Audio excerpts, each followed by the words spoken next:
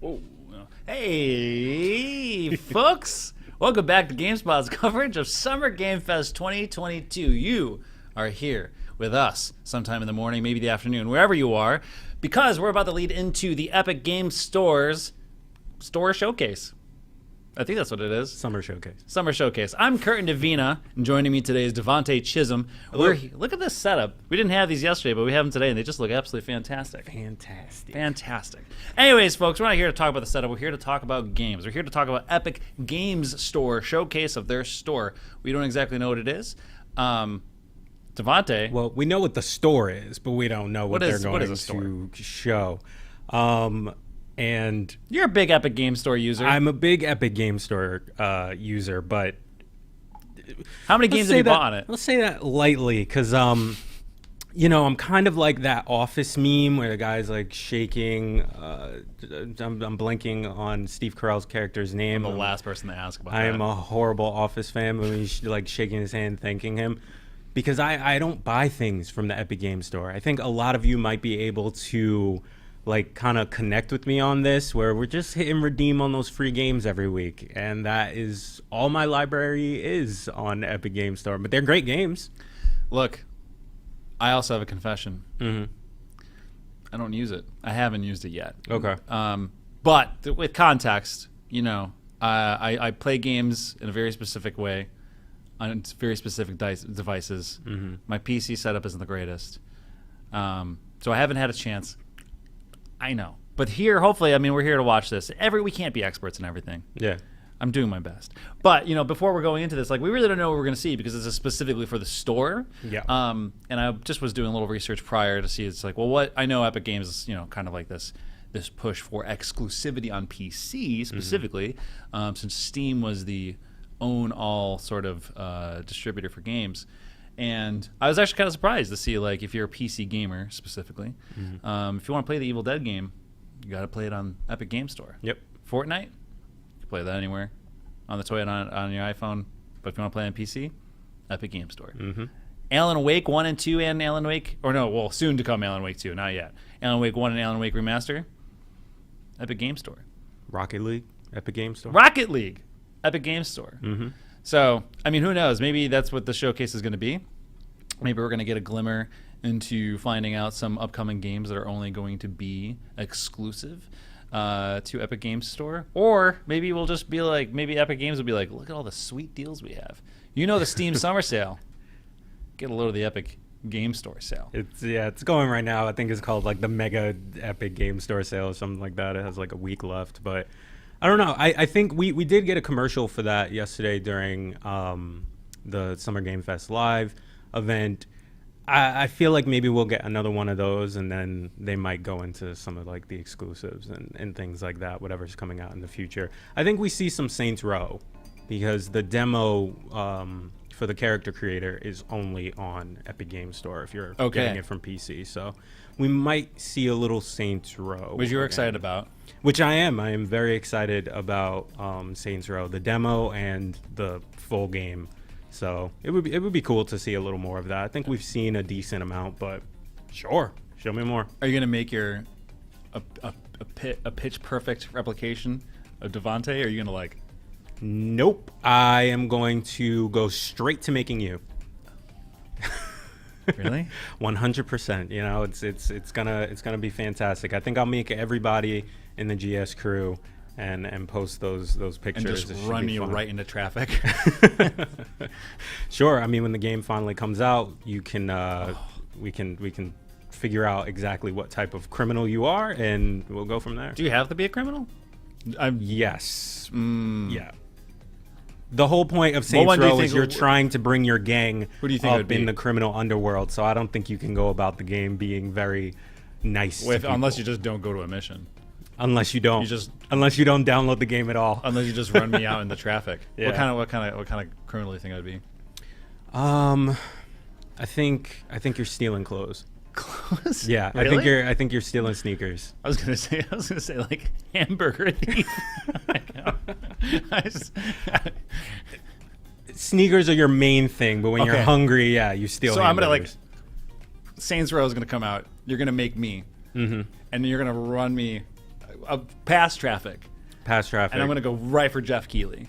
Right to Jeff Keighley I and want his steal sneakers. whatever hamburgers and sneakers he has in his bag at that moment, or on his person from at his that shoes moment. and from his pockets. Yep. Hamburgers and shoes. Nope. I mean, we also like to get on track. We also there's other few exclusives, like games that have only been announced recently, like Ghostbusters Spirits Unleashed, asymmetrical multiplayer game. Which is going to be actually, I actually don't know what the console situation of that is off the top of my head. I apologize that I'm not that database off the cuff. But that is a game I would be really eager to play. Okay. I'm a Phasmophobia fan. Seems cool. You know? Oh, yeah. Seems like a lot of people have a great time with that game. You wouldn't believe it, but Devontae is he loves to get scared. The biggest. I haven't been able to download that game for whatever reason. My PC just can't handle it. It's a mystery to me, but I'll get around to it. Anyways, so we're gonna play that together sometime, whether you like it or not. Your computer, I'm gonna send you a computer with it on there if it's a problem. Ghostbusters Spirits Unleashed is seems like a maybe not as spooky, maybe not as scary as Phasmophobia, but I love that type of game, or at least where you have to use it's almost like a puzzle in of itself. So work with your kind team. Of a detective. Yes. Yeah. Use specific devices, communicate with each other and how you can lure this ghost out. But in that case, you can play Ghostbusters Spirits Unleashed. You can play as the ghost at the entire time, which is not the case in Phasmophobia. It's just for the CPU. Yeah. But if that's the case, that's one of those games that I would actually be interested in. Be like, you know what? Epic Game Store maybe got me. Maybe I'll download it, pop it on there. Maybe they'll shadow drop a demo today or something. I don't know. We'll find out because it's about to happen right now. For those of you who are just tuning in, you're about to see the Epic Game Store Summer Showcase here through GameSpot. See you after.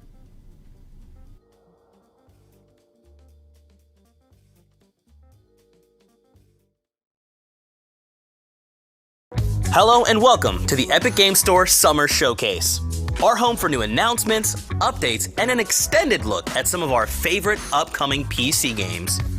We have a lot of great games to see today, so let's get started. The Forge's fire has long gone cold. Under the mountain of Durin's folk,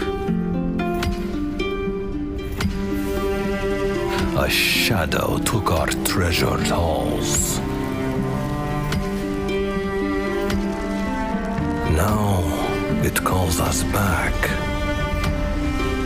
Khazad-dûm.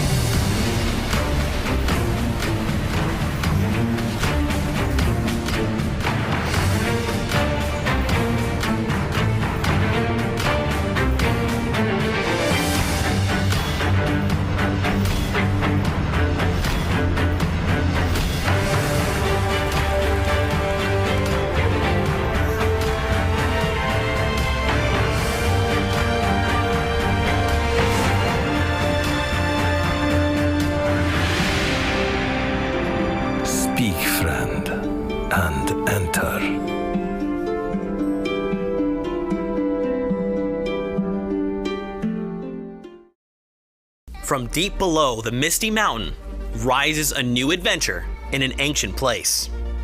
Lord of the Rings Return to Moria is an Epic Games Store PC exclusive dropping in 2023. Wishlist today to stay up to date on this exciting return to the ancient dwarven kingdom of Khazad-dûm. Hello there, this is Jordan from Ilphonic, and today I'm excited to give you a quick look at the Ectoplast, one of our ghost types in Ghostbusters Spirits Unleashed. Along with the main stat and visual differences of ghost types, within each type there will be several variants which further mix up gameplay with unique abilities. Picking the variant that suits your gameplay is crucial to effectively haunting any building. Winky slams down a massive puddle of sludge to slow and coat anyone caught in its vicinity. If precision and distance is your preference, Pokey's Ecto Torpedo has some serious range and knockback power. Brainy conjures and throws a massive glob, which can be held for longer periods, producing more powerful results. Slimer's Noxious Belch hurls a massive amount of slime forward, coating the victims in a powerful stream.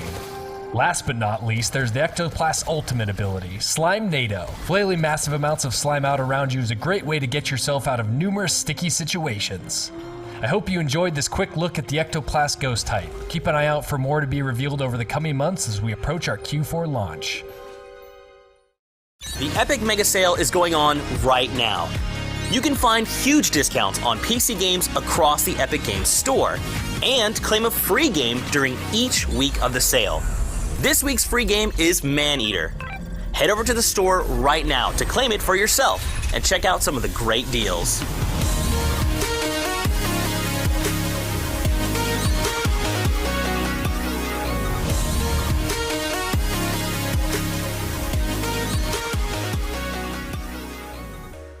We interrupt this broadcast to bring you a special announcement. The PC Building Simulator 2 Open Beta is now live!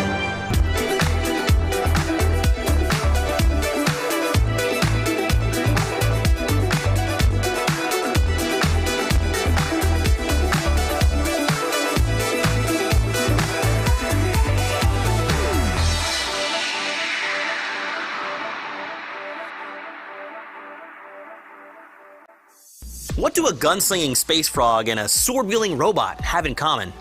Saving the universe, that's what! Up next, we're taking a look at Shoulders of Giants.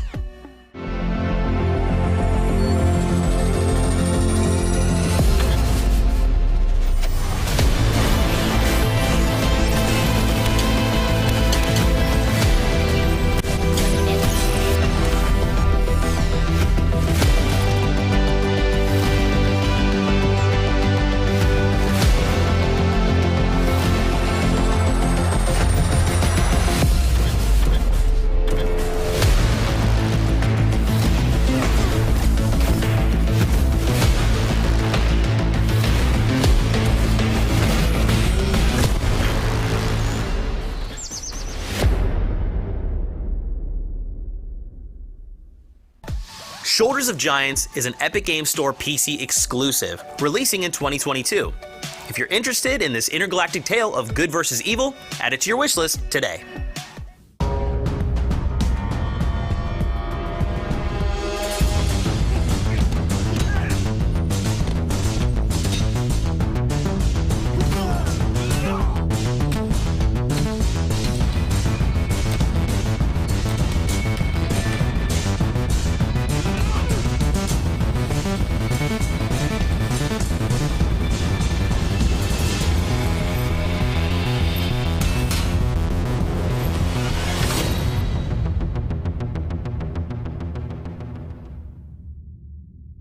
Hey everyone, in Chia you can take control of any object or animal you can find in the open world. It's called soul jumping and it's up to you to use it at your advantage for traversal and exploration, but also during enemy encounters. Here's some new gameplay footage from Chia, coming early 2023.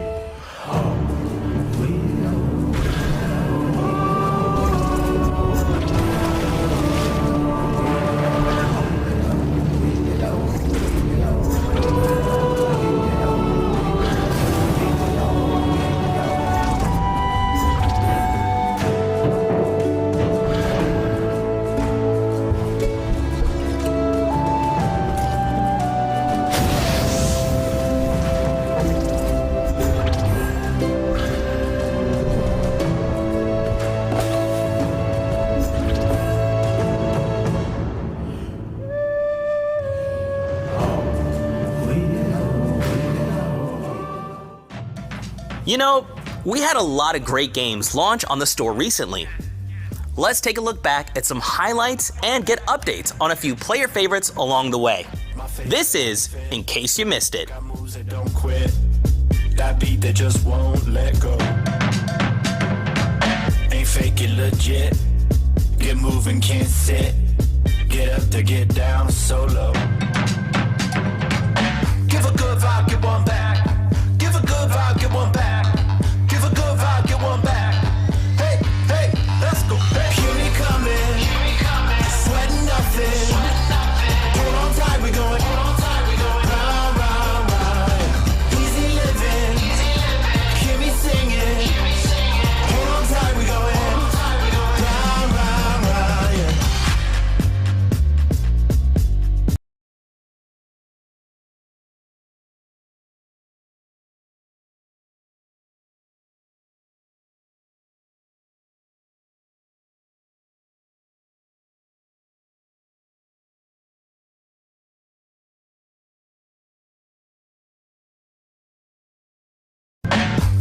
good vibe, get one back. Give a good vibe, get one back. Give a good vibe, get one back. Hey, hey, let's go. Hey. Hear me coming, sweating nothing. Hold on tight, we going. Right. Easy living, hear me singing.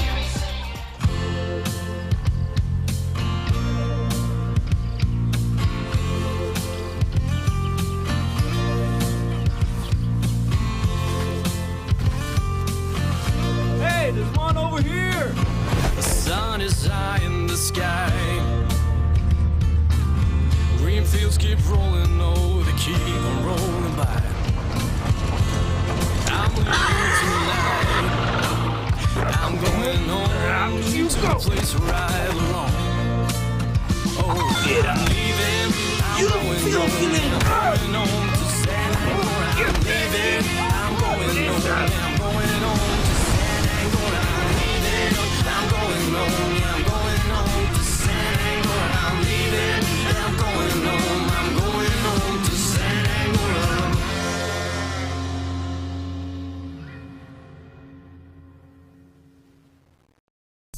An Epic Games Store PC exclusive, Goat Simulator 3 has our favorite barnyard protagonists licking their way through a whole new world of physics-inspired mayhem. Add it to your wishlist today.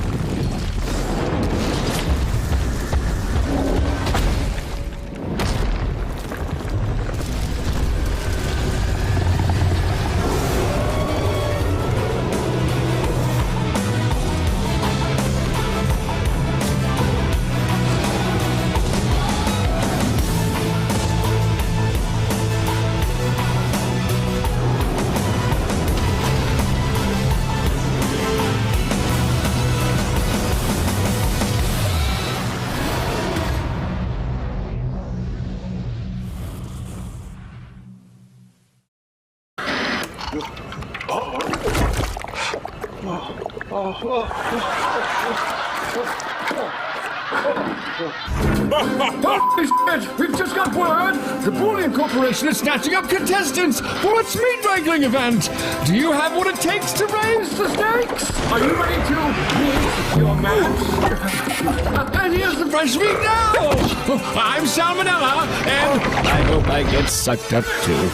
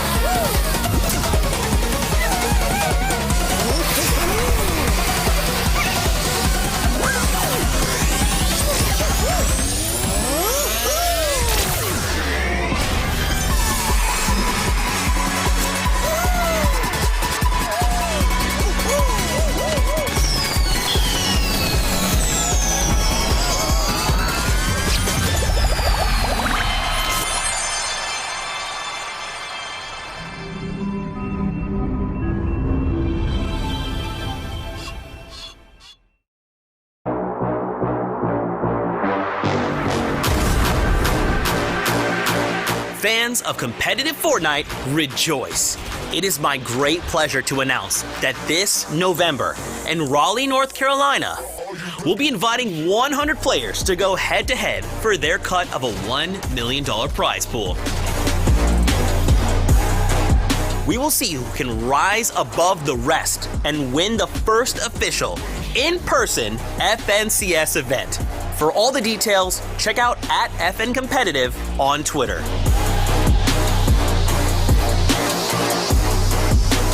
Are you ready for the show?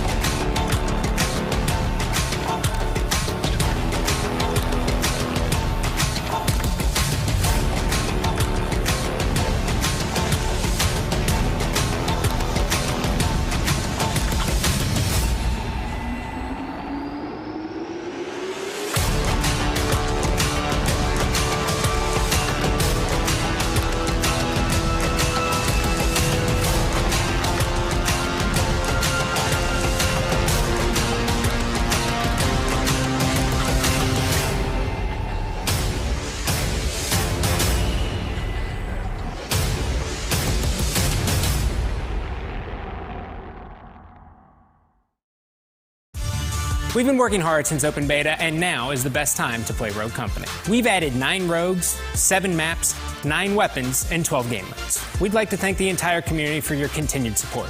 Rogue Company would not be here without you today. Now we're officially launching Rogue Company. Leading up to launch, we've worked hard on quality of life improvements and making rogues feel even more unique. And we're not stopping there. We're launching with a brand new rogue, Juke. Quick-witted and quick on her feet, Juke outplays her opponents with her rocket dash and turrets.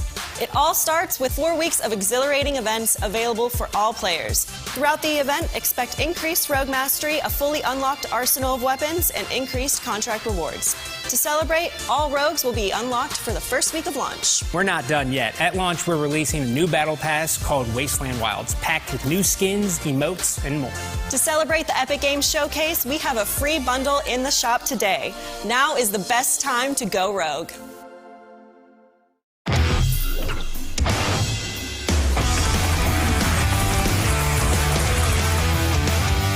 I could do this all day. Anyone want to join me?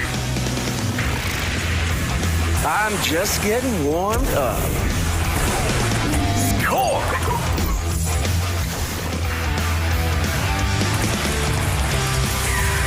Are you kidding me?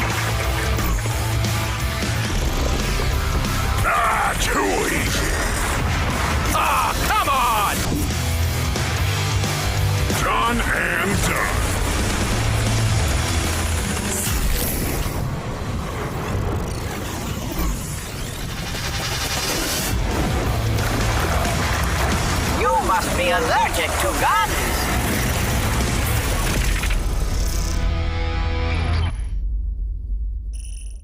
Thanks for tuning in to the Epic Games Store Summer Showcase. We hope you enjoyed the fresh look at some of our favorite games coming to the store. Don't forget to follow our social channels for more updates, and be sure to wishlist your favorite titles from today's show to stay up to date on news and discounts. And now, please enjoy this special look at the Saints Row Boss Factory. Take care, everyone.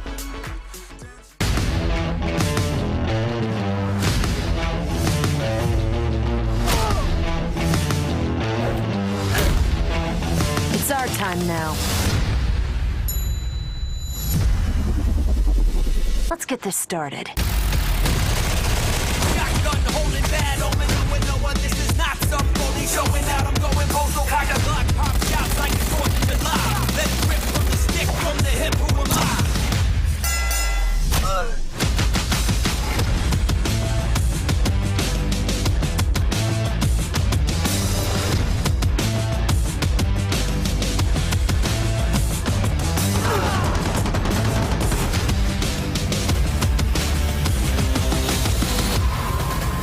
Showtime.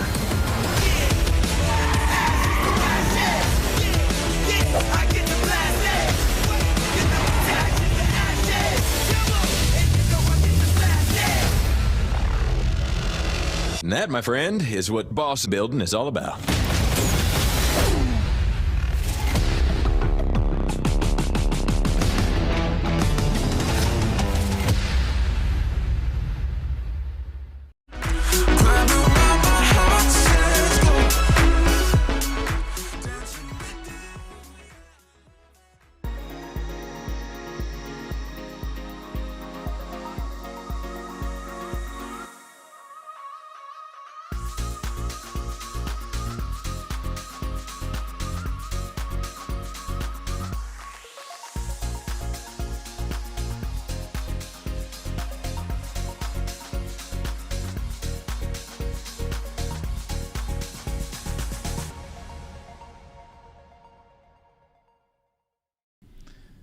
Welcome back to GameSpot's coverage of Summer Game Fest. We just finished up watching Epic Games Store's Game Store Showcase.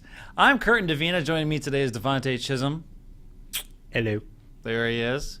And that was kind of a breezy look at some exclusives for the Epic Games Store. Yeah. Before we went into it, I was kind of talking about, I'm not a big Epic Games Store user. And I know they're kind of making a big push for they're kind of like one of the only things in the space right now that are kind of pushing for like exclusivity on their publishing on their platform. Devontae's used it a bit. What do you think of that show? What have you thought about it? It was kind of what I expected. You know, we got a little look at a couple of their exclusives and not too much of like deep dives or anything. I was kind of hoping for a little bit more on at least something. Like for Ghostbusters, that was pretty quick. Like that was a very fast look at like a ghost type, and it was in, out. It even felt like our narrator was like kind of speaking fast to get through it. He was doing his best job. Yeah, you did a great job. I'm just saying I thought it would be just a tiny bit more. I think if anything, it served as just a reminder. Yeah. It was like, it felt kind of like them just making sure they were in the public eye. Summer Game Fest, big Jeff Keighley show. There's no E3. They have at least, it's like putting the billboard up, making sure they have like some in the eyes, just reminds you that Epic Game Store exists. That's really, it was just like, if my whole takeaway, it was safe.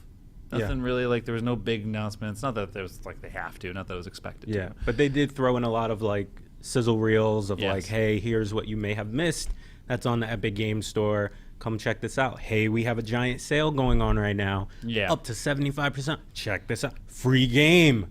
Check this out. So Devontae's logging in right now. It was a big reminder. Oh man, I got to add to this 100 game list that I've maybe played open a few of them. I did that yesterday.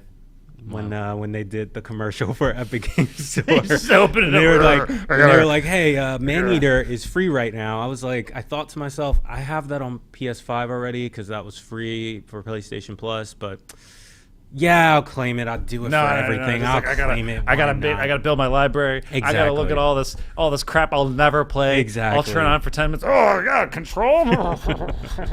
I will play Control 600 times if I have to. That'll probably be the only game I get on Epic Games Store, which I already own on like 3 consoles anyway. Yeah. So.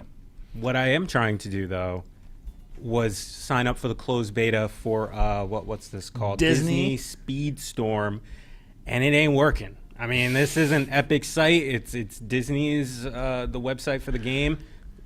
Maybe too many people are trying to jump on it as well. I don't know. But, the game looks kind of hot. So it's great. It was like when that came on, I was like, oh yeah, this. And then Devontae's like, ooh. I was just like, well, at least I'm not even that big on kart racers. I mean, Hot Wheels Unleashed kind of really like gripped me. But other than that, I'm not huge on kart racers. Yeah, but that silver screen level, I'll give it that. Yeah, it looks fun. I at least want to try the beta. Well, you know what? You could just wait for it to go. Is it going to be free to play? Do we know that? Is it going to be a full release? That's a good question. All I know is that they're going to make it free. gotta go get it in my library and then never touch it ever again. Who knows? But there's one. I think we've seen it before. But can we talk about Raw Men for a second? Sure. I just don't know what to say about it. Because a bunch of raw men. What type of game is raw? It? I actually don't know. I was trying to figure out. I think it's an arena. I think it's an arena game. It's definitely multiplayer. And I heard you say a meatball. That's what you think that ball they were whirling around was? Is that a ball of meat with string? Okay. Because I was. What do you think it was? I was completely confused. It could have been like pieces of brain or something. I have no clue. I mean, there's a lot of food emphasis on that. It's or like, a ball of ramen stuck together, tied together. I'm just gonna assume that was a big old meatball, big meatball rolled together by a bunch of raw men. I don't think the meatball. I don't think that game is gonna go anywhere. Come on, raw man. How do you? We got. So that's what's gonna get you into the Epic Game Store. Hey, buddy. That's the one that's going to make you play it, a game on Epic Game Store. Hey, games are power fantasies, am I right? Uh-huh. And I've always been like, I could be a raw man. let me jump in that giant human-sized meatball. So something that roll my way to victory. My attention, and I don't even play this on PC, was the Sifu Summer Update. I didn't want to talk about that. Have you played Sifu at all? No. Okay, well, I still haven't beaten it. Even with the lower difficulty that they added in there.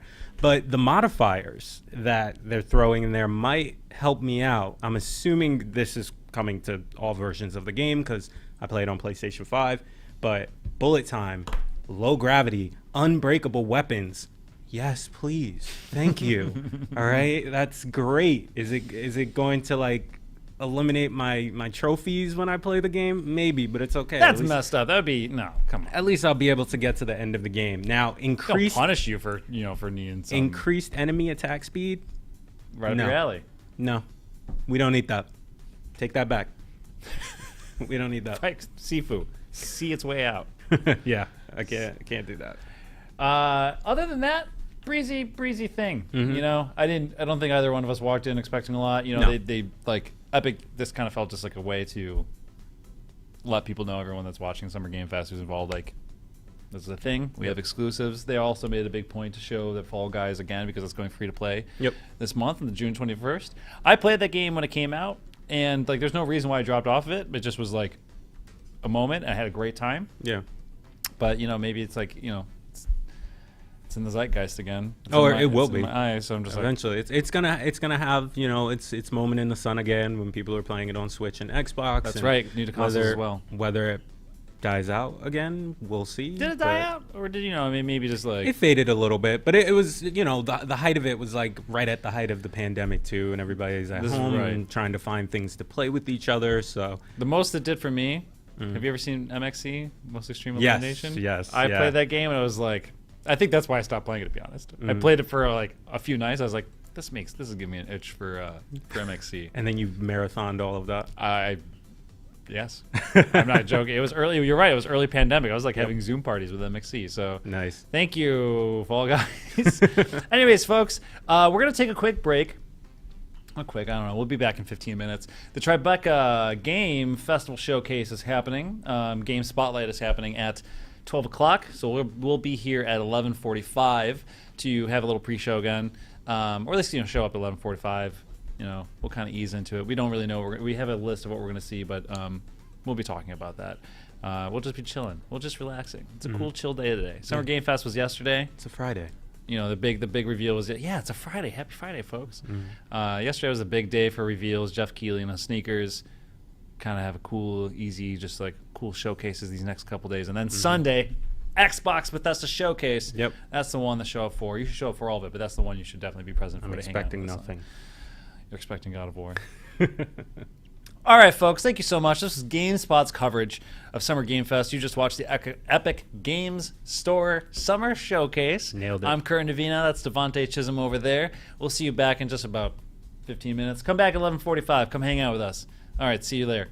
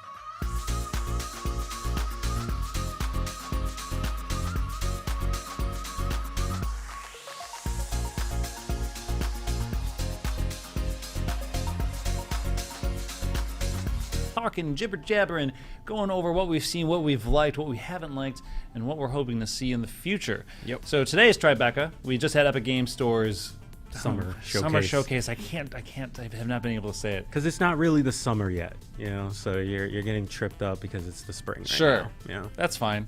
Thanks, Devontae. Covered me. Yeah, that's exactly as why. We sit in front of the word summer over here. But we got to look at that just a moment ago, so if you stuck around and you're back, thank you for joining us again. Tribeca's cool. Tribeca's interesting. They kind of came. I think I remember them coming for the first time into this mix last year. I could be totally wrong, so I apologize in advance. And they had a really, really interesting, cool showcase of games that, like, you may know, but then a bunch of other stuff that I didn't even hear about. Yeah. And this year, I'm kind of expecting the same, or at least that's the kind of the expectation I have. It's like Tribeca is all about films, the film festival. And all of a sudden, they're like, "Hey, games are cool," and I'm like, "You're right, they are." And I mean, stories can be just like films in a way, like the game stories. I think one of them that they might show, I think you had mentioned it before. Immortality.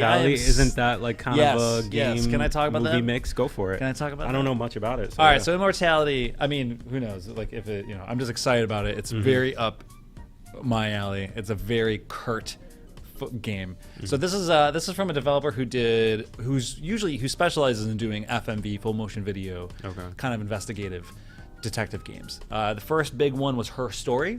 Oh, okay. Her Story is fantastic. Yeah, I've heard of that.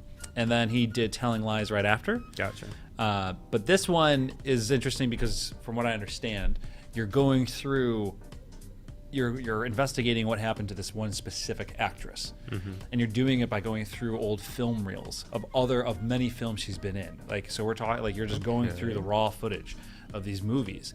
And you have the ability while going through all this footage to like click on specific items in a certain reel film, and then it'll take you to another reel film that specific item existed in.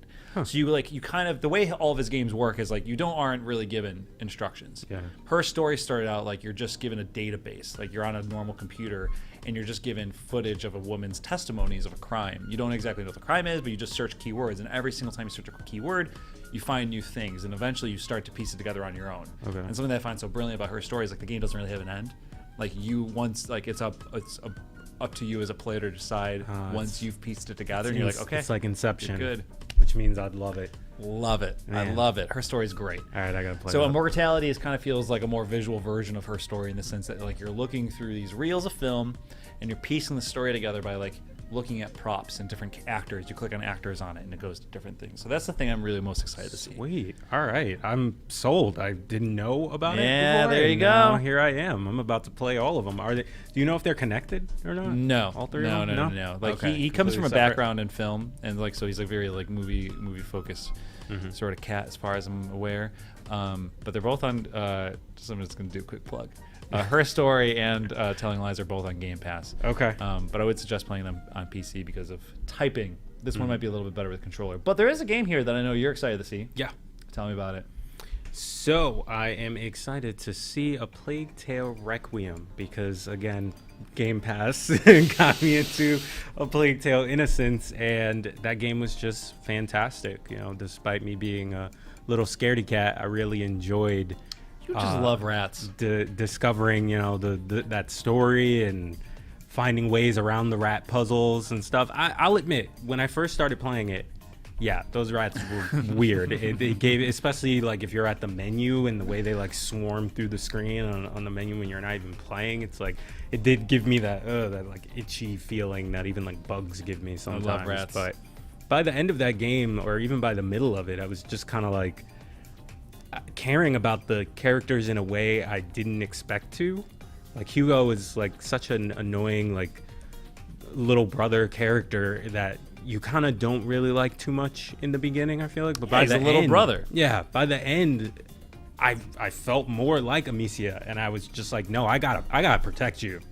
Like you gotta grow old with me. we are blood, Hugo. Let's do this thing, So fantastic, and getting a sequel to it was a huge surprise to me when that was announced. So it's bam, been boom. it's been highly anticipated for me ever since. The cool thing that's you also just have a thing for like, we talked about this yesterday in the stream because he's a big Last of Us fan. You just like people looking after each other. Yeah, just like people looking after little ones. It's weird.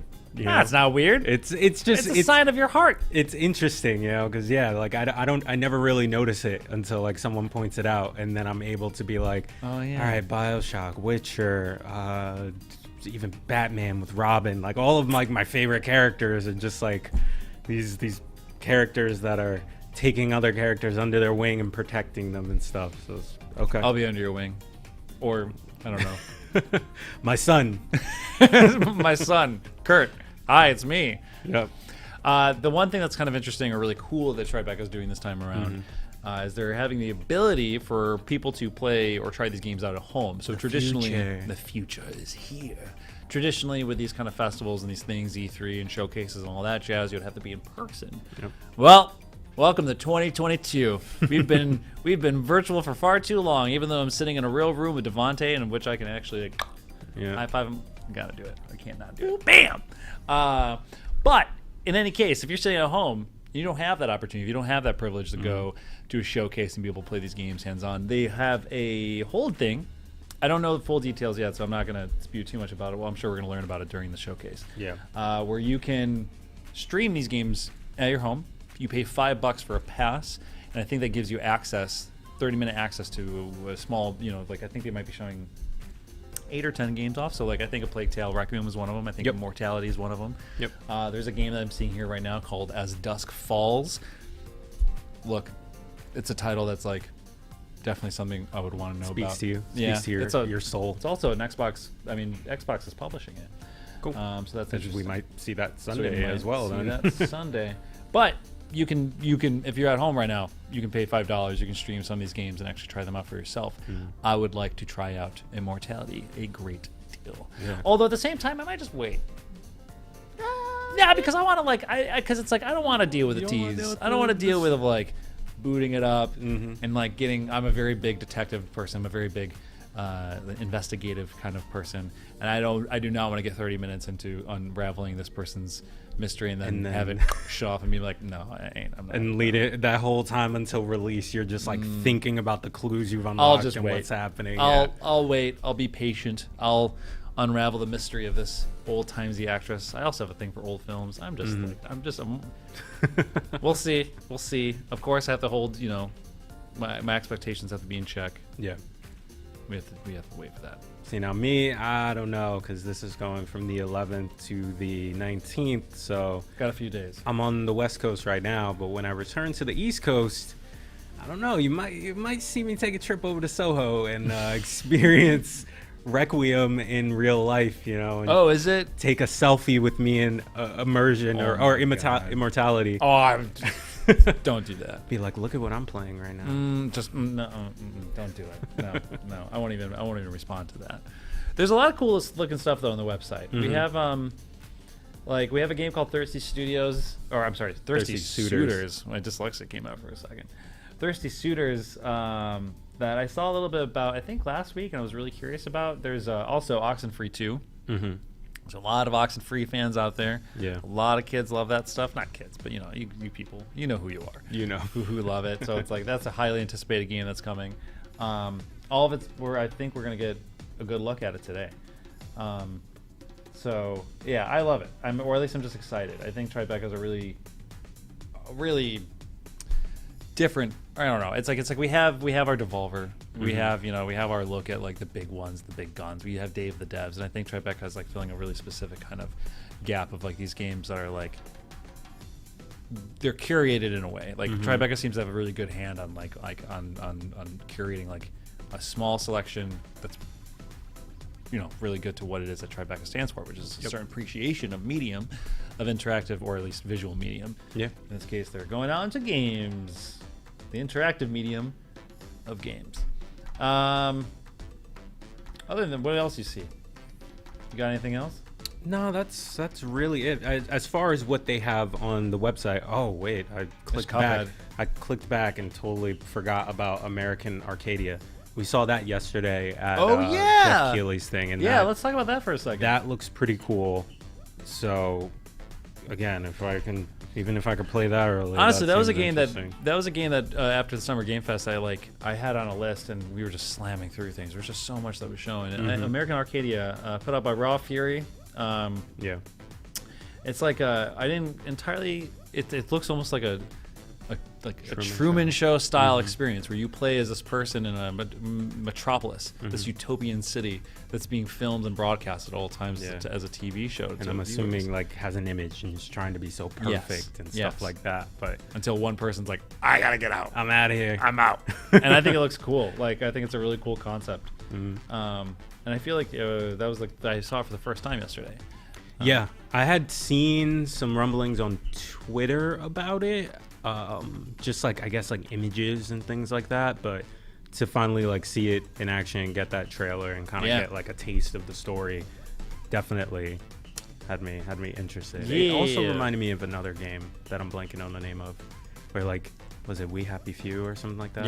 Yeah, I mean We Happy Few was like an immersive sim where it's like this has nothing to do with it, but you know, it's like an immersive sim where it's like you have this perfect world where these people have to take happy pills. Yeah. But once you're off the pills, you actually see that the world is like in complete shambles. Yeah. I just want to take the second, though, at least a moment right now, to just remind everyone that we're doing this for the entirety of Summer Game Fest. We're even going into Monday because there's going to be a Capcom showcase where we're going to get a look at Resident Evil 4. Not remake, just Resident Evil 4. I have to get used to that. They're not calling it a remake. They're calling it, I don't know what we'll talk about that on Monday. So stay around, stay tuned. Keep it here at GameSpot. We have coverage of everything happening. We also have interviews going up on our YouTube channel, happening with Lucy James and Tamor Hussein, who are in LA right now on the show floor. There isn't really a show floor, but they're in a room in which they're bringing people in. We're gonna have a bunch of exclusive interviews and looks at the games that are coming, that are going to be shown this weekend. So please stick around, stay with us while we do this. But yeah, we have Tribeca coming up. We went through Epic Games just before. What's your wild prediction? What's just something random you want to see today from Tribeca? I want to see. What do you want to see more of? My wild thing that I want to see is like a new game where it's like somehow VR but not VR at the same time, and it's like it's a game but it's also a movie and it's starring you and you can kind of project yourself into the game. I feel like we're going down like a Hideo Kojima type route right here, but that's what I want to see. I want a way to I somehow just felt something. throw myself into a game. I was like, yeah, I want to be you, not you, VR and VR. I want to play a game, but I want to live a life that I live. Live my life. Love your life. Live, laugh, love. So make it for Quest. Yeah, make it for Quest. Show it to me. Make it for reality. Make it for the world. Who knows? Tribeca's interesting. We'll see what we get. I think we're going to just take a break. It's about to start, and anytime now, 10 seconds. Thanks again, folks. You're here with GameSpot doing the coverage of Summer Game Fest. This is Devontae Chisholm. I'm Kurt Navina. Stick around after Tribeca because we're going to be coming back. Talk about what we saw. Yep. See you.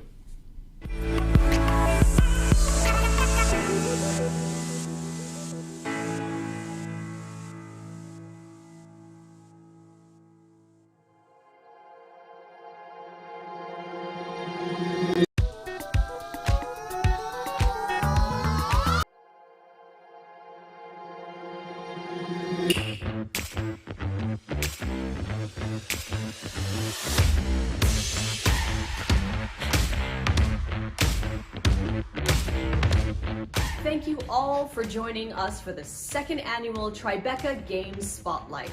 Several of Tribeca's selections this year are second acts as well. Sequels that return to worlds or characters that we love, and fresh perspectives and new adventures. Some tell stories about family, cultural identity, and coming of age as a child, a teen, or an adult facing a world that never stops changing. They invite us to investigate mysteries and navigate familiar yet dangerous terrain, or simply just cook a meal with people we love.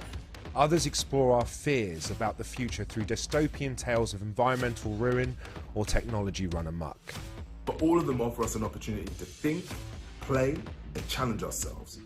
Whether that means a much needed break from the worries of our daily lives, or an experience that tells us something true about what it means to be alive. Whatever you're looking for, chances are you're going to find a little bit of it in these games. Here are the 2022 Tribeca Games Selection. It isn't always easy going back to the place where you grew up. For Jala, the star of Thirsty Suitors, going back home for her sister's wedding means that she's going to be facing unresolved issues with her family, her friends, and a string of angry exes. As Jala, you're going to be forced to confront everything that you have been avoiding through cooking challenges and colorful turn-based battles, where you're going to be face-to-face with the biggest adversary of all, the decisions you made in the past. Hope your bag is packed. It's time for a trip back home with Thirsty Suitors. Outer Loop Games is a fully remote studio that we started 5 years ago with the idea of making games about underrepresented cultures and themes. The studio is about 15 folks, and we're scattered from Seattle, Washington to Vancouver, to the UK, Toronto, east coast of US, like New York, and then 2 in Brisbane. Our first project was a game called Falcon Age. It's an action-adventure game about raising a falcon and fighting colonizers. Falcon Age was the first time I personally have ever worked closely with someone else who's brown and South Asian on a team. I'd been in the industry for about 8 years by that point, so that's actually pretty shocking when you think about it. And I think one of the great things about that for me was the kind of conversations you can have, the kind of work that you can do, and you're coming from a similar basis and a similar background and experience. That's why I was really excited about working on Thirsty Suitors. Hey y'all. You've been reckless with other people's hearts for so long, Jala. It was a matter of time before you wrecked your own. Morning, Ma. Thirsty Suitors is an action-adventure RPG about immigrant culture, resolving relationships, family pressure, and finding oneself. Timber Hills, our hometown. I still don't get why we're back here. Jala is an extremely relatable character for anyone who's really had that moment of moving away from home and then coming back. She sometimes isn't quite aware of the things that she's doing in terms of like hurting people. Maybe I should just call Tyler and get it over with. I mean, yes, Tyler's your ex-bestie, but she's also your ex. The ex. She's kind of a hot mess at the beginning of the game, and that sets up an interesting dynamic for the player to get to know each of her exes. Because your third grade boyfriend just walked in the door. Every time you battle one of your exes, they go into their own inner space, like a fantasy land. You look surprised to see me, Jala. Or are you just admiring the view? So the way we design combat is based on like a non-violent beating up of each other. What I consciously did was not to have any punches that connect. All the props are being used as thrown objects, or punches and kicks exist, but they only exist in the form of like a holographic fist that comes out. Come on, Sergio. Let's dance. Did I mention I spent a year abroad? I learned a lot of new moves in the pond. Trying to distract me with your chest hair is definitely cheating. When we started thinking about the visual inspiration, it was about coming up with a style that matched the lightheartedness and the theme of the game. I wanted to create artwork that felt light, that felt bold, graphic, with vivid colors. I love you, Jala. I have loved you since our hands met reaching for the same tub of lime green Play-Doh in 3rd grade. Love me? This is the longest conversation we've had in over a decade. I enjoyed the fact that this game is about reconciliation, because that's something that a lot of people don't get to do in real life. I'm sorry I came on so strong, Jala. I've had this fantasy of you in my head for so long. It's time I got to know the real you. I'm ready to move on if you are. I'm glad we figured that out. In a lot of families, food plays a large role in the culture and a large role in learning things from your parents and being able to pass those on. And it's a part of Jala's journey, being able to reconcile that relationship with her parents. It's an outlet for her to be able to do that on their grounds and, you know, reconnect with her culture.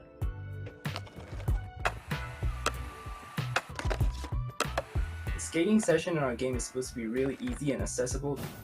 I didn't want to make like this hardcore skate simulator. So the way I've designed the game is to make the players be able to do fun-looking things like wall run grinds and other acrobatic tricks on a skateboard without the complexity of button inputs.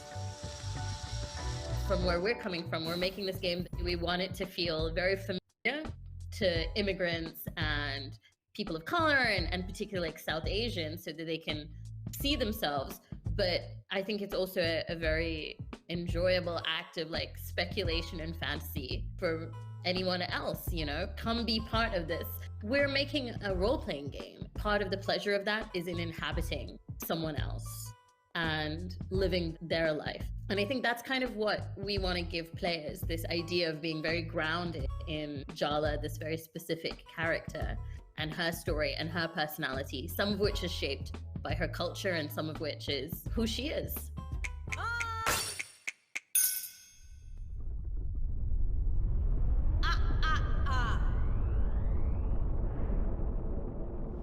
Not the chapel! No!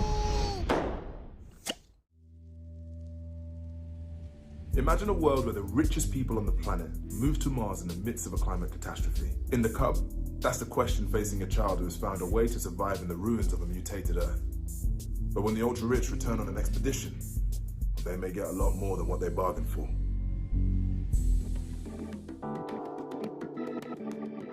Demagogue Studio is a group of filmmakers, writers, architects, musicians, animators and developers who make interactive experiences for a generation that might just live to witness the end times. We started experimenting with a couple of satirical games that led to Golf Club Wasteland, our first commercial success. Currently, we Demagogues are working on 2 games, one of which is a prequel and sequel to Golf Club Wasteland, a 2D cinematic platformer called The Cub.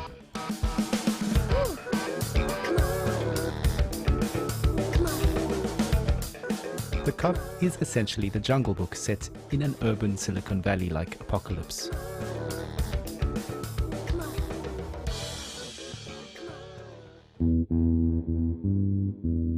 After the Great Climate Catastrophe, the ultra-rich have evacuated to Tesla City on Mars. The rest of us died. Years later, when a research mission revisits Earth, they spot a human-like mutant kid while playing golf. Upon discovering the Cub, the science expedition turns into a relentless safari-like hunt. The kid ducks and dives through urban ruins. The little barbarian bastard has a plan. I'm the son of no one. I am the son of no one. While traversing this vibrant post-apocalyptic world, the Cub wears a space helmet he scavenged from a dead Martian. The helmet airs Radio Nostalgia from Mars, a radio station based on Mars, streaming music and stories of Tesla City dwellers' memories of their former home, Earth. Radio Nostalgia from Mars.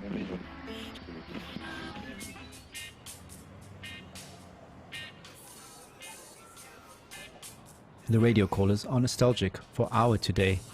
This is Future Archaeology. Future Retro.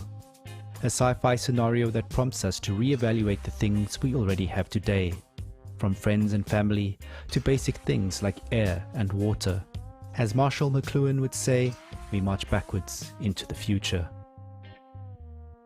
Similarly, the brutalist architecture in the environment serves many non-obvious functions. Brutalism stands for the 20th century and its apocalyptic war history. It stands for faith in large-scale progress through technology that spans multiple ideologies, which led to breakthroughs but also to pollution and climate change. In the 21st century, we have a brutalism of the soul, a reordering of the human psyche through the internet, as exemplified in the millennial pink neons peppered throughout our game's cityscapes, such as digidopamine or doom scrolling. Modernist architecture looks powerful, yet it's already turning into ruins, just as humanity might. I like the circle around the sun. The game is an homage to cinematic platformers such as Heart of Darkness, but also old-school Sega games like The Jungle Book or Aladdin.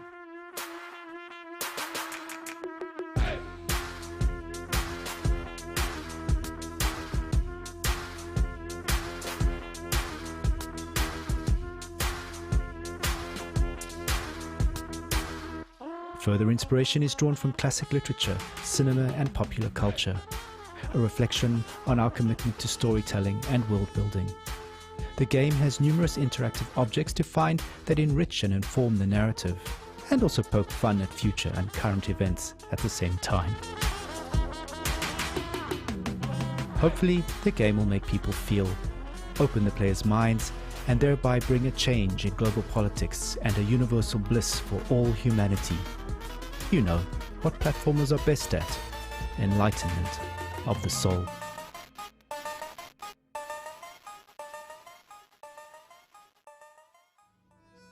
In 1998, the fates of two families converge at a motel in the Arizona desert, where a robbery gone wrong changes all of their lives forever. As the tale unfolds over the next few decades, step into the shoes of multiple characters to decide how that night will alter the course of their lives through a unique art style featuring actors digitally integrated into a beautiful cinematic world. This is As Dusk Falls. Hello, I'm Caroline. And I'm Charu. We're excited to be here and we'd love to tell you more about Interior Night and our game As Dusk Falls. Oh, hey there. Got your car towed back for you. You were right. It's more than I can fix with duct tape and a socket wrench. What do I owe you? Nothing. Your guests. Get it round back, quick. What in the world? On the ground, now! I said get on the ground! As Dusk Falls is an interactive story. The decisions you make do have consequences. Our story is a crime drama that explores the intertwined lives of two families over 30 years. We have the loving family, the Walkers. So, what's next? License plate game? Another round of row, row, row your boat? And the Holts, which are the more desperate family. Come on. This is 2 Rock, not NYPD Blue. Now get looking for that safe. As you play the game, you will be stepping in the shoes of different characters. First, Vince, the dad, who is rooting his family to Missouri. You are my flock, and I plan to herd you to St. Louis in high spirits. And on their way in Arizona, they get caught in a hostage situation.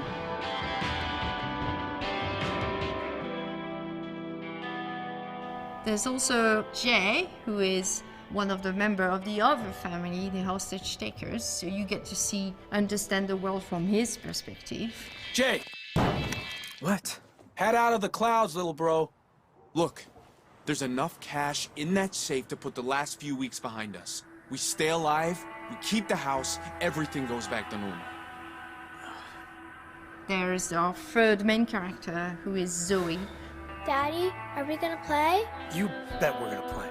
Who you see across the 6 chapters from when she's 6 until she's 19, and she's becoming this young woman.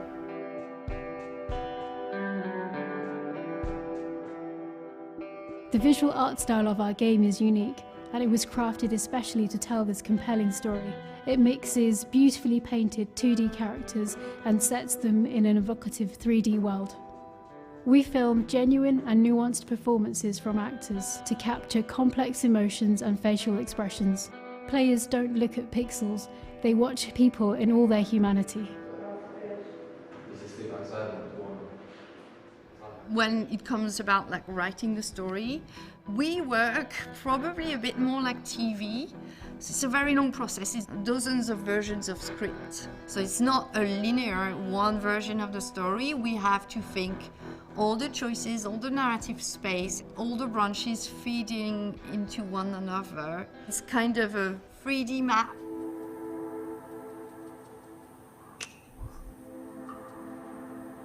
How could you have thought you'd be happier without your family? I mean, without mine, I'd be... I don't know. I guess I just never liked being tied down. With a family, I felt trapped. We wrote every character from a place of empathy, and we try not to be judgmental towards any of them. We try to understand each of them. And I hope the players will feel the same way and try to empathize and understand and relate with all of them. Did you get the money? Oh, we got it all right. Nice work, guys. Hold on tight.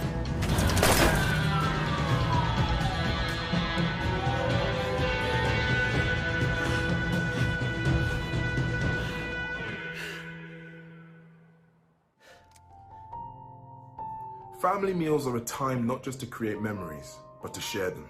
For Venba, the mother of the family, cooking is a way to connect to the culture and the life that she has left behind, and pass those memories on to her young son. Each recipe she teaches him is not just a list of ingredients, but a piece of a much larger story about where he comes from, who his family is, and the challenges they face. Here's a taste of what's to come in Venba. How did you get started in game development? Well, basically, I took a quiz online to figure out what my career should be back when I was in high school, and after I did the quiz, it said I should be a video game developer.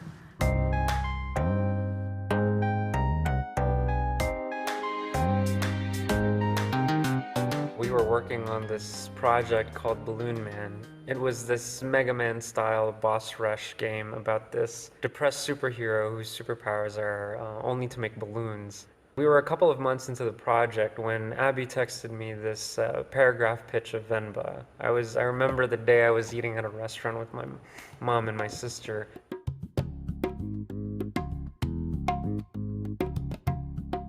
Venba is a narrative cooking game where you play as Venba, who moves to Canada in the late 1980s.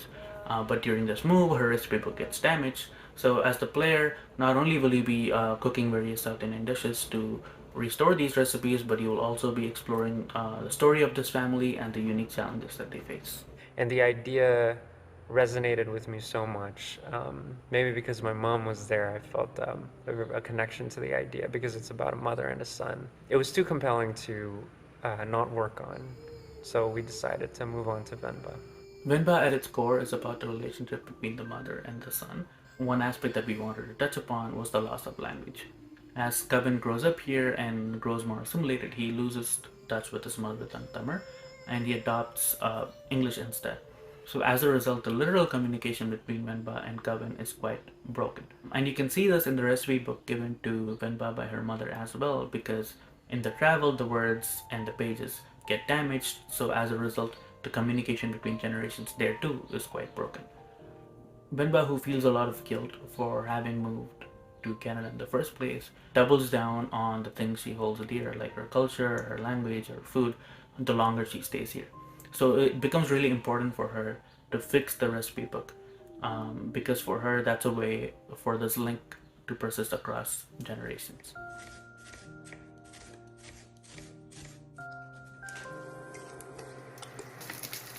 In our household, we very rarely ate outside food, so cooking was very important. Everything was made from scratch and daily. And unlike Venba, there were no recipes. Food was just made by testing, taste, improvising, and asking around. The cooking gameplay specifically was a big challenge for us. Most cooking games that we know take a lot of the physical elements of cooking, like chopping an onion or flipping a pan, and turn those into actual gameplay mechanics. This didn't really fit the theme and the story of Venba, and that's where the damaged recipe book idea came to fruition. We thought that a puzzle-based cooking game made for a much more compelling and appropriate gameplay mechanic.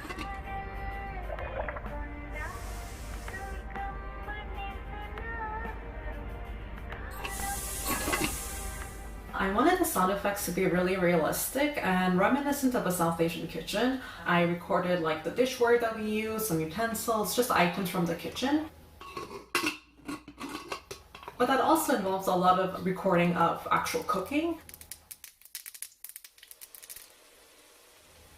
I wanted the sounds to be very nostalgic for those that grew up in a similar background.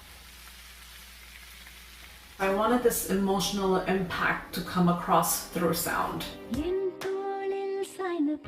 The music in this game, it primarily comes from an in-game radio influenced by Tamil movies and music that were a huge part of my life growing up. And we took a lot of effort to make sure that the songs sound like something you would hear back home when you would turn the radio on.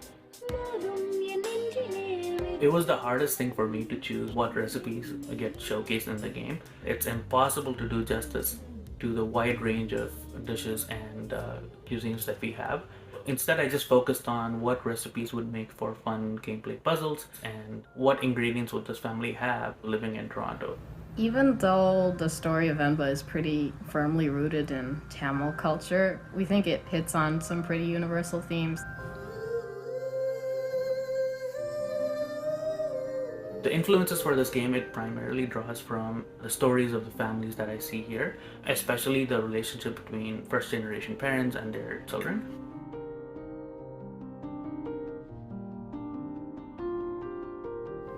We're hoping that in the future we'll keep being able to tell these kinds of intimate stories through gameplay. You know, maybe it'll make you want to call your mother in the end. 2 years ago, the game A Plague Tale: Innocence invited audiences into the world of Amicia, a teenage girl living in 14th century France. As Amicia, you had to use courage and cunning to protect your 5-year-old brother Hugo from soldiers of the French Inquisition, swarms of rats carrying the Black Plague, and the supernatural evil coursing through Hugo's veins. Now, Amicia and Hugo are back in a new adventure called A Plague Tale: Requiem. Get ready for hand-to-hand battles on ruined castles, thrilling adventures on the high seas, and yes, more rats than ever. Amicia! She doesn't deserve this.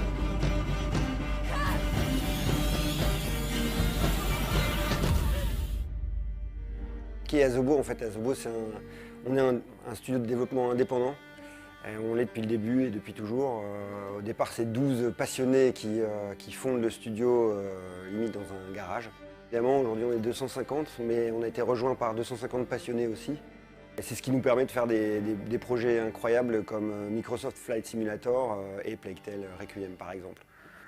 Is it? The bite, yes. They've locked the arena down. They let them die here. It's starting all over again. Plague Tale, c'est notre bébé à nous. C'est en tant que studio indépendant, c'est la première fois qu'on se lançait vraiment dans quelque chose on va dire de personnel, d'intime à l'équipe. On a commencé vraiment de la feuille blanche au départ. Donc on voulait un jeu d'aventure, un third-person action adventure. Et on s'est dit qu'en fait notre meilleure chance c'était de partir de notre spécificité de français en fait. On est dans un pays chargé d'histoire, Bordeaux est chargé d'histoire, on vit tous les jours dans des murs qui ont plusieurs centaines d'années.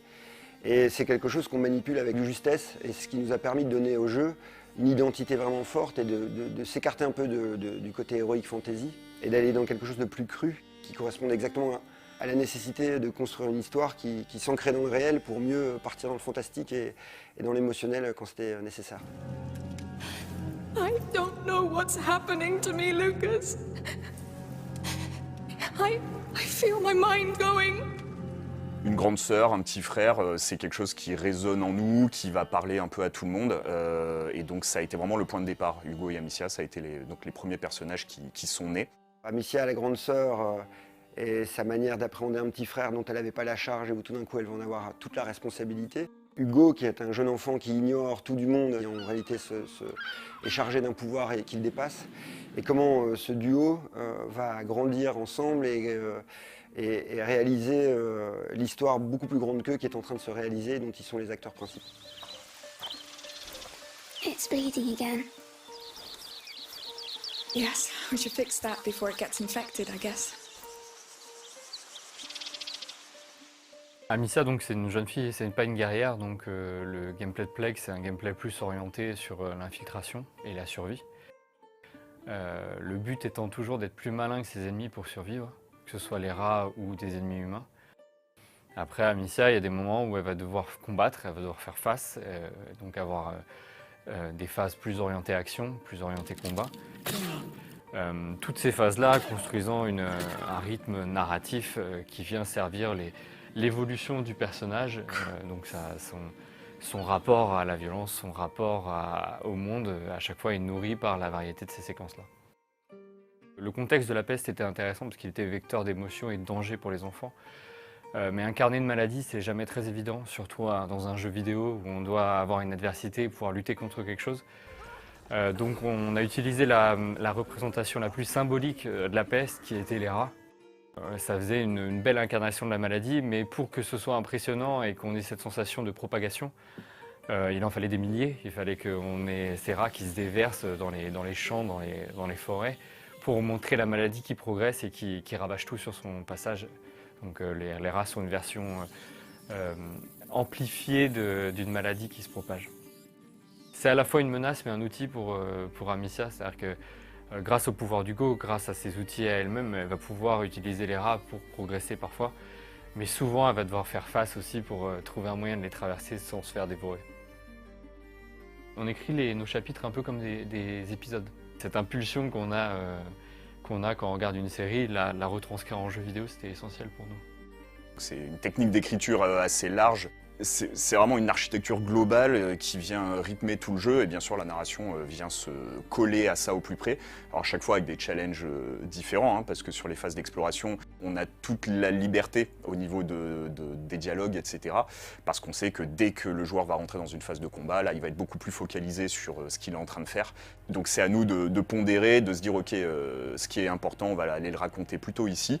Là, on va laisser faire le gameplay et donc tout ça, ça se fait avec Kevin. Enfin voilà, c'est une discussion qui est permanente au fil de 3 ans de production, constamment de faire évoluer le jeu autour de ça. You should sit down. Oh, so that's all you have to say? Come on. You can do better than that. You have a whole garrison here, why don't you really let yourself go? Stop! No! Do you see the situation we're in? We were just supposed to get herbs. Faire plein de projets nous a obligés à avoir des outils à la fois à la pointe de la technologie mais très modulables. Et le fait d'avoir par exemple notre équipe engine à la maison, ça nous permet d'aller les voir directement et dire on a un challenge relatif au jeu qu'on est en train de développer et il nous faut un moyen de le solutionner et ça permet d'atteindre des prouesses comme par exemple les gigantesques hordes de rats qu'on voit déferler sur les villes dans les trailers ou des choses comme ça.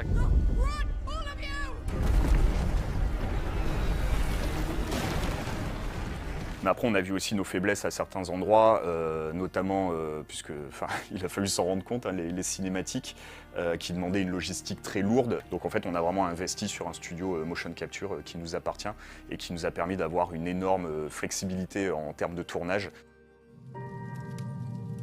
I don't know what's happening to me, Lucas. I feel my mind going. Donc Olivier de Rivière, notre compositeur, c'est quelqu'un qui amène énormément de choses dans le jeu. Et donc il arrive, il a plein d'idées. Et là, on parle vraiment d'émotion, on parle vraiment de comment colorer des scènes donc avec de la musique. Et il y a des moments où il nous sort des compositions incroyables. Et on regarde le level en face ou la séquence en face, on se dit tiens, c'est super ce qu'il a fait, mais nous on n'est pas au niveau du coup. Donc il va falloir se battre un peu pour remonter nos trucs et accompagner sa musique parce que ça marche dans les deux sens.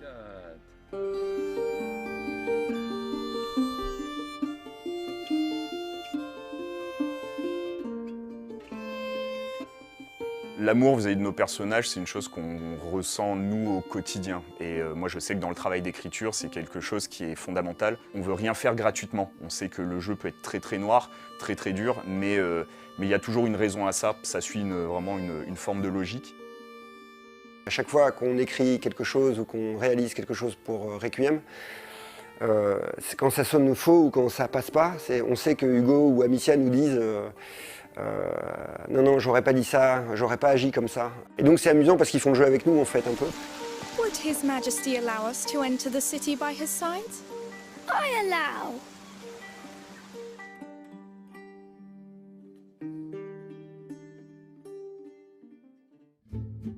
When Cuphead came out in 2017, the first thing people noticed was the distinctive cartoon art style inspired by the golden age of American animation where every frame was drawn by hand. Now, Cuphead is back with a new adventure called Delicious Last Course with a whole bunch of new enemies and ways to die and a new heroine named Ms. Chalice. So, if you are up for the challenge, get ready for Cuphead Delicious Last Course.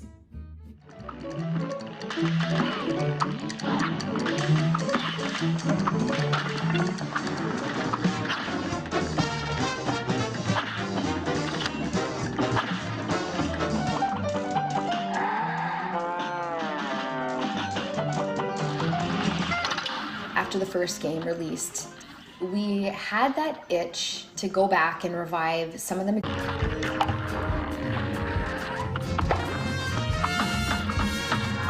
had always envisioned her playing a really important role as part of the main trio of heroes.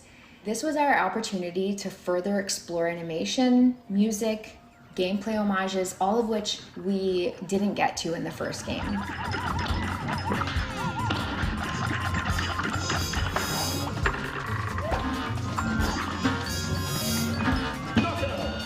The origin of the original Cuphead character, we probably went through about 300 concepts.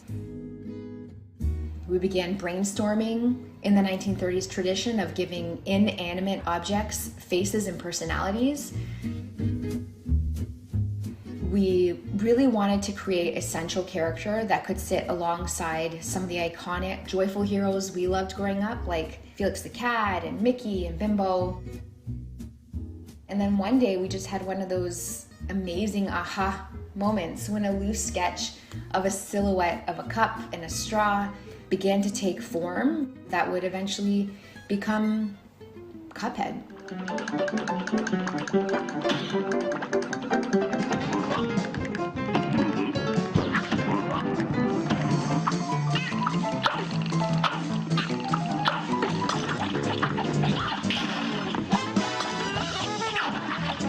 Having the chance to re-explore this world, to make something special for our fans while taking our time on the little details and making sure we're getting them just right.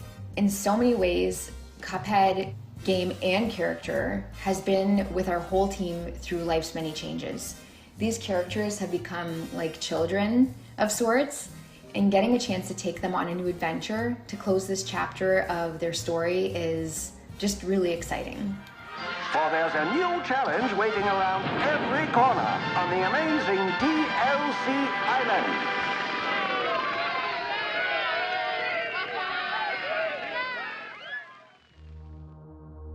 2016's Oxenfree introduced the supernatural coming-of-age story of a teenage girl named Alex and her friends celebrating the end of a school year on the mysterious Edwards Island, contemplating their futures and accidentally opening a ghostly rift. Oxenfree II Lost Signals brings us a different kind of coming-of-age story, one about Riley in her 30s facing the choices she made as a young adult and figuring out what comes next. This is Oxenfree II Lost Signals. Welcome, welcome. First, we're gonna have a little fun tonight, folks. Residents of Camina have reported strange interruptions in their radio broadcast over the phone. 1-1, I need visual confirmation of the clouds above Edwards Island.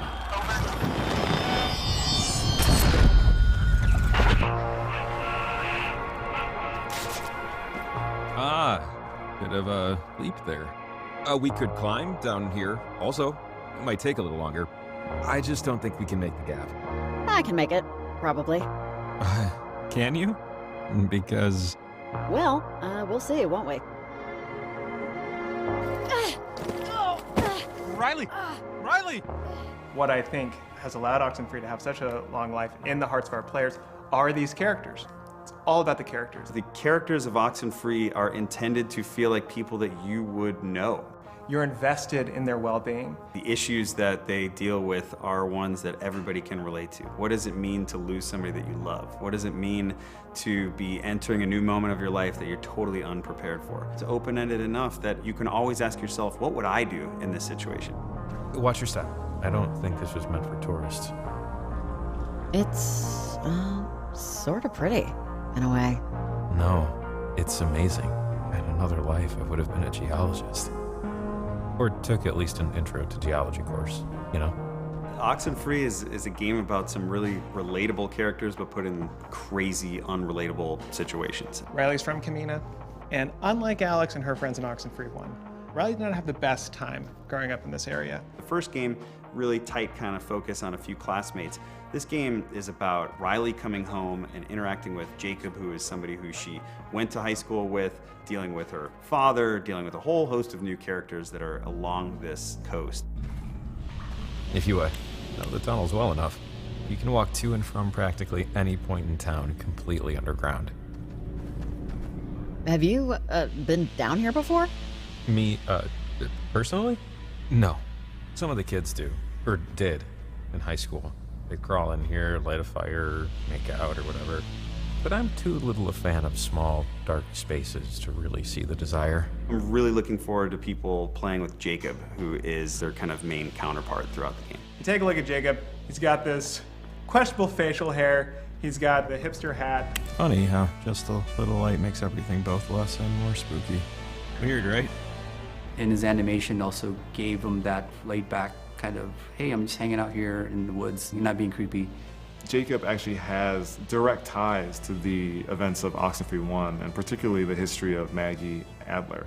Maggie was the woman that first kind of discovered what radios could do. She was the one who was kind of tied to the events that really kicked off the whole story.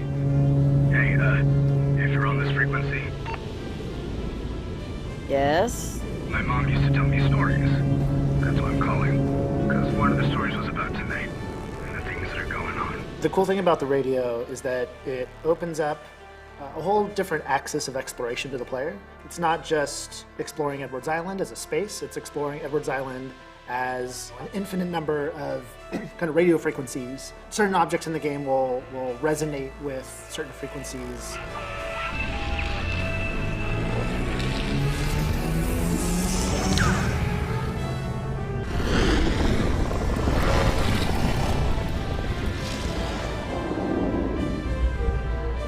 Hey, it worked, I think.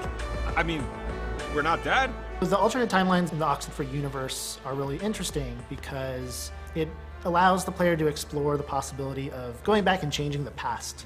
I think we're back when the mine was somewhat operational. I don't think anyone's around.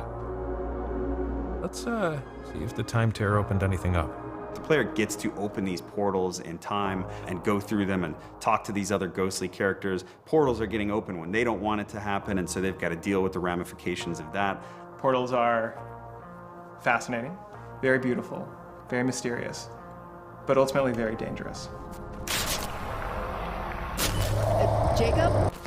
The stakes are very high for this one. One, we've got a new set of antagonists who are actually actively trying to open a portal on their own for some nefarious reasons. But two, while that is happening, we're seeing tears in time. Those tears are allowing things from completely other timelines to start coming in and out of our timeline. It's going to be much less about some localized little thing in this town, and it's more about the fabric of time and space kind of melting down.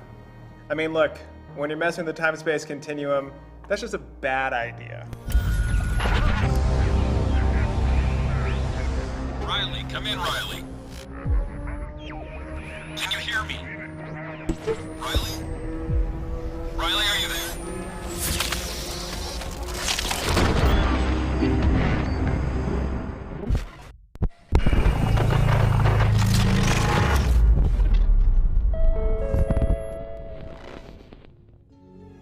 In Immortality, created by Sam Barlow, full transparency, I'm a huge fan of his previous games, Her Story and Telling Lies, you don't just find one, you find 3 unreleased films spanning over 3 decades, and they all star Marissa Marcel, who has since disappeared.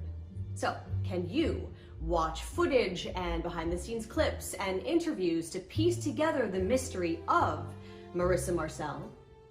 This is Immortality.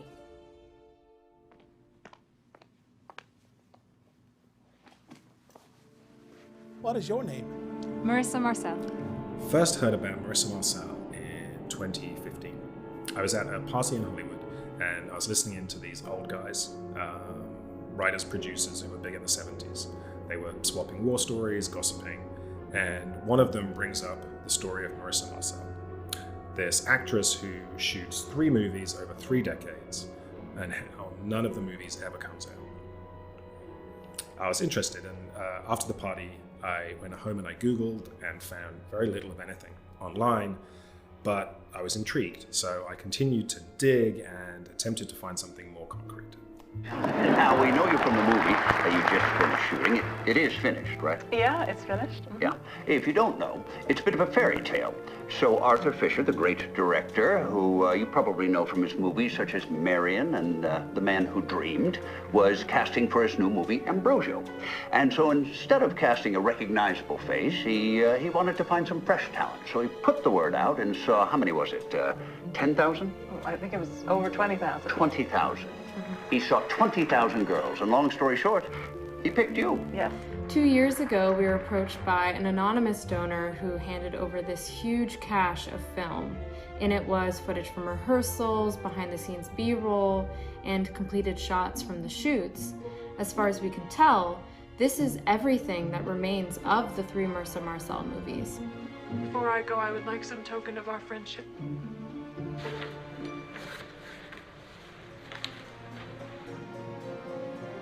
You could have walked away from this. We brainstormed how best to use this footage, how to make it available to the world. So first we very carefully cleaned and scanned all of the film, digitizing everything. But there were enough gaps where we weren't able to cut full movies. So we took some of the ideas from my earlier games, Her Story and Telling Lies, the idea of a more exploratory way of viewing film stories, and we built on that.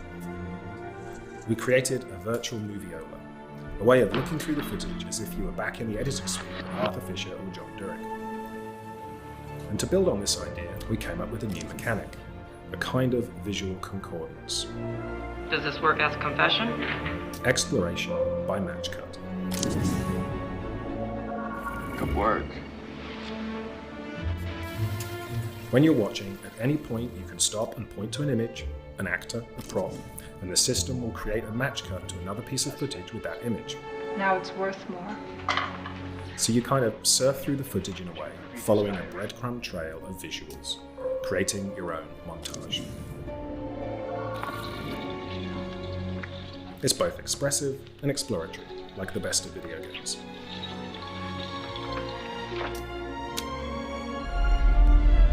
When you have a situation like this, where no one really knows what happened to Marcel Marceau, people tend to fill in their blanks. Their imagination goes to dark places. I would not use the word haunted.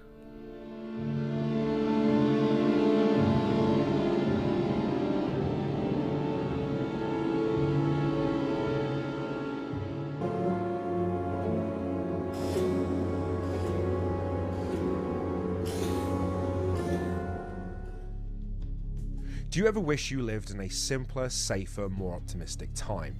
Trevor Hill does. He lives in Arcadia, a utopian American town in the 1970s where the future seems brighter than ever. Like the other citizens of Arcadia, he is a contestant on a reality show where viewers are secretly judging his every move. When Trevor learns the truth from a rogue technician, he goes on the run. But how do you escape in a world where everyone is always watching? En American Arcadia, nada es lo que parece. Now in its 55th season, American Arcadia. Y es que Arcadia es en realidad el reality show más visto del planeta y está gobernado por rankings de popularidad. Control subject on the run on camera 4025. Interrupt broadcast immediately. Bienvenidos a Arcadia, una ciudad retrofuturista de los 70, donde todos los ciudadanos disfrutan de una vida de confort y de lujos sin saber que están siendo grabados las 24 horas del día. Para nuestro protagonista, Trevor, que vive una vida simple, aburrida y feliz, esto es un problema. Life was mundane.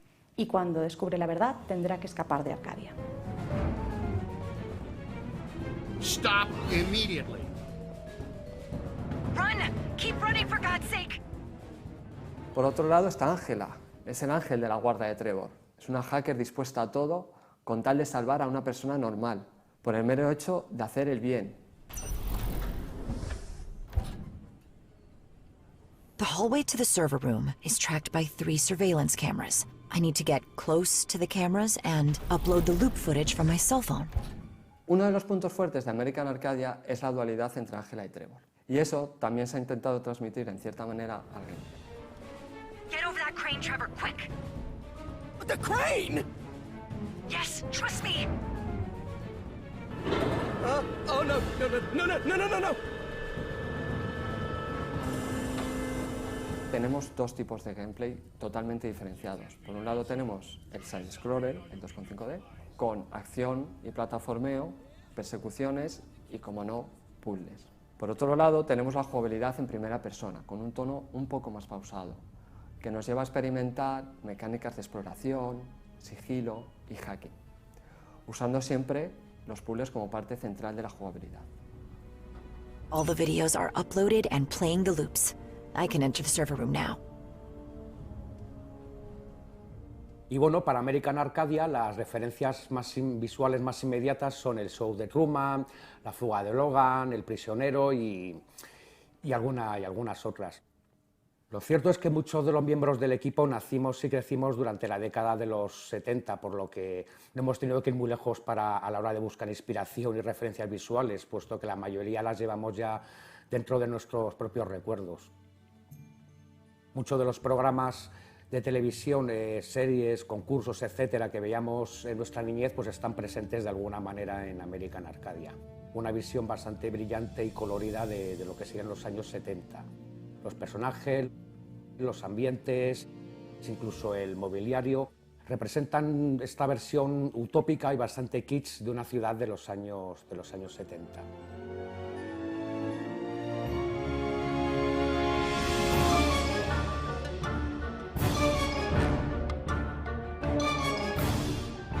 Siempre me gusta tener un tema principal para el juego y diferentes leitmotivs para los diferentes personajes que se van uniendo en una única banda sonora donde se van mezclando y representarán los dos mundos, tanto el de los 70 como el del futuro, mezclando elementos electrónicos y orquestales. Hey, I can't see anything in here. Jeez, man, just hug your teddy bear real tight while I try to turn on the lights, okay? Okay, is that better? Now, let's try to find a way out of here. Trevor, are you wheezing? You're in terrible shape, man. Don't you get any exercise at all? No, not since PE in high school. Because of my metabolism, I don't easily gain weight, so I don't usually do any... Okay, I'm not here to judge your lifestyle or your dietary habits. Just save your breath and keep going. In American Arcadia, what we want to tell is that you don't need to live just for getting likes on social networks. Just do the things that make you happy. You don't need to care about what the others think.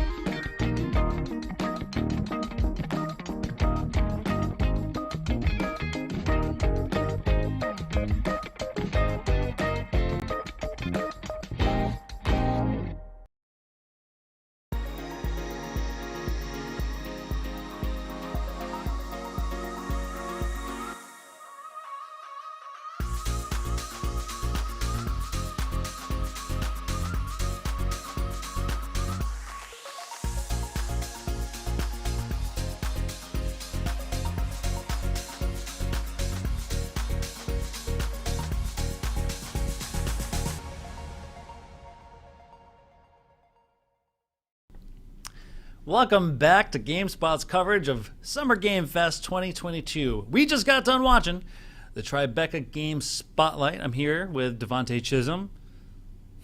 Hi. Welcome back. World premiere, Devontae's face. And I'm your host, Curtin Davina. It is such a pleasure to be here with all of you viewers. Now, we just got done watching Tribeca, and let me just tell you, I was trying to find the words for this before we got started with Tribeca, because I think what Tribeca does is really interesting. And I was struggling to be like, I want to say they like present games in a unique or distinct way. It feels like a curated list, and I was kind of like watching this. We were having a conversation. It feels like Tribeca does a really good job of presenting a very small curated list in a way that gives these games prestige, while equally giving a lot of attention behind the developers who made them. Yeah. I feel like we equally saw just as much of the games as we did the people behind them and their intent and why they do that. So I just want to make that note and be like, I dig it. What do you think of it?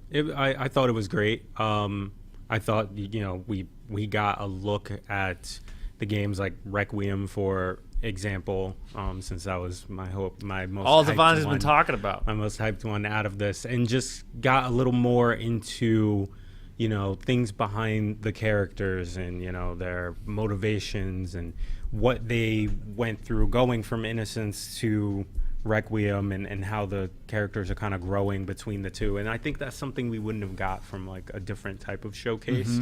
It would have just kind of been like, here's a big chunk of like gameplay, a trailer or something like that, but we're not going to go too deep into just like the little nuances of the character and behind the scenes. So I like seeing that a lot. And even with your movie Immortality, there you go.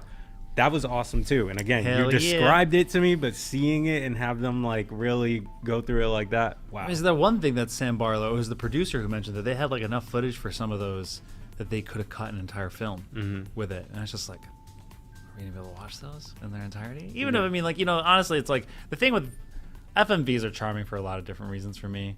It's like, I just love, I don't know, I think it comes from my passion and like this long love of film that I've always had. So like seeing it implemented in games in a cool interactive way is like as cheesy as it can be sometimes. I just know, I don't know, I'm a sucker for it. But like the thing that I think Immortality is doing really well, and like this is a kind of going to be a make or break for something of this nature, is capturing the decade in which these films are supposed to be taking place. So like we saw one that was in the 70s, we saw like footage from like a talk show, and then we saw like a movie from 1999 that was in there that had like a very, very 1999 like blue filter water ripples like being reflected off. And it was like little things like that where it's like, that's how you're going to sell that concept. Like that's how you're going to like create this sense of that you're watching these real movies. Yeah. And that, it's just so impressive. You can click anywhere and it'll find a match, and just, I'm down. I'm down for it. I'm down. I'm down. And remember, like that's the whole thing about this, about the Tribeca one, is that like we can go play those. Like you can go play them. We can right now for $5. $5. Get a pass. The Tribeca Game Pass. Not related to Xbox. Just gotta clear that up. Just gotta make that clear. But another game that I thought was kind of cool looking, but again, this is I feel like everyone's learning a lot about my interest in games, was as Dusk Falls, which is, I realized when we were looking at it, was a game that I think was announced last year, which is very much a kind of choose your own adventure sort of game with like these, where you use real actors, real models that they, you know, like illustrated over and put them into these scenarios. I always find that animation style like rotoscope. So like interesting and unique to look at. I love it. Big fan of it. And again, it's like we also got to look, you know, it's like unlike other showcases where we just get like trailer. I just really appreciate Tribeca for actually being like, here's the game. And instead of just showing you a trailer, like, here's the person who made it. Like, we're going to be able to get a little bit about it. Like, they slow it down. They opened it up with Thirsty Suitors, which was that, like, you fought people using nonviolence. Yeah, which also was very interesting. Right. Had a really big cultural scope to it. Like, I was like, for me, I think it was like an Indian family, and like this mother came towering over one of the characters at one point as like almost like this attack of some kind of non-violent attack as they're trying to go for it. Yeah, the story looks like it's going to be really interesting. The characters, the way they interact and talk to each other, the way you pick dialogue to kind of go back and forth and fight each other. It really has this way of like right away you want to kind of compare it to Scott Pilgrim, because of course like battling his exes in that graphic novel, comic, movie and game, you know, side scroller, beat 'em ups as well, everything. Surprised there's no Netflix like animated show yet. Hire me for the voice acting if you want to do that. Who would you be? I have no idea. I kind of want to just be a new character. Yeah, okay. Like, just bring me in as some new character. Just Devin. I'm just a cool skateboarding kid that slides in, and you know. Cool. Like, well, we just Netflix, their whole Geek Week is happening. We've been streaming it. If you've been watching Netflix, don't take them away from us. That's what I'm gonna say. But yeah, back to what I was saying though, you want to make the comparison to Scott Pilgrim, but I think that this game's gonna have enough of its like uniqueness, even with the like skateboarding challenges and stuff, that it's gonna set it apart. I think that's the thing though. It's like on paper, conceptually, sure, somebody can be like, oh, it's like you play as this girl who's got to battle her exes or somebody's exes or something of that nature. It's like, oh yeah, Scott Pilgrim, but like, it breathes its own identity. Comparison is just what we do, even if it's not like, the I same. mean, it's what humans do. Human At least I didn't say it compared to Breath of the Wild. You know what I mean? Everything's a Breath of the Wild like. Every game we saw today, every single game that we saw, every single one. There was a shot in A Plague Tale Requiem where Hugo was running across a field, and immediately I was like, Link, pulled out the Sheikah slate. Link, where's the glider?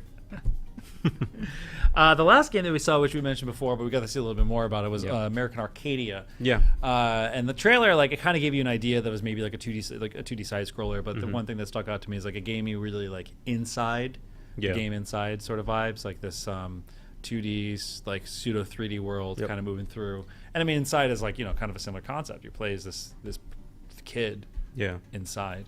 What the trailer I feel like didn't really show, and then we got more of it here, is the first person aspect of it, which I found kind of surprising. You play as the girl who's trying to help you escape, and that I thought she was just a character there. You weren't controlling her, let alone for it to be in first person and you're solving puzzles on that end. So I think that back and forth between the two, and they even mentioned how the soundtracks blend, that 70s inspired soundtrack mixed with the more futuristic soundtrack from her side, just kind of flip-flopping back and forth and mixing together. I think that's gonna be pretty cool, and it's just, maybe it's the 70s vibe. I mean, but come it's on. giving me Deathloop vibes as well. I mean, 70s sci-fi, which like, had a cool soundtrack to it as well, very funky soundtrack. So. Last year was the year of loop games, Left 4 Dead games. Now we're gonna see the influence of 70s culture in games coming back along horror space. Space along horror. with space horror. Because this is like when are they gonna mix the two? We'll find out. Maybe that's 2023. Routine was, I think, is like a futuristic 80s one. So it's like, oh, there's we gotta rewind one decade. There is a Left 4 Dead 70s sci-fi shooter. Oh, there is? That we're blanking on? Anacrusis? Anacrusis. Oh, okay. Yes. You got Devontae. Okay. Anacrusis exists. That was last year. It is a Left 4 Dead. Yeah.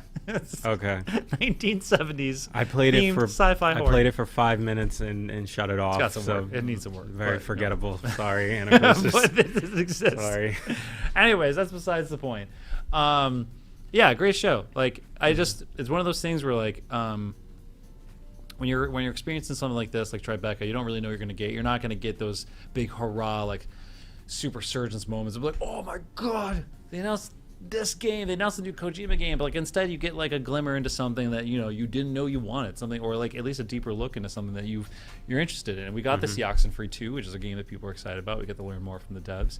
I got to see more about Immortality. Like, I saw the trailer, but I didn't get to really see like how much work they put into actually like making those eras of film feel authentic and pure.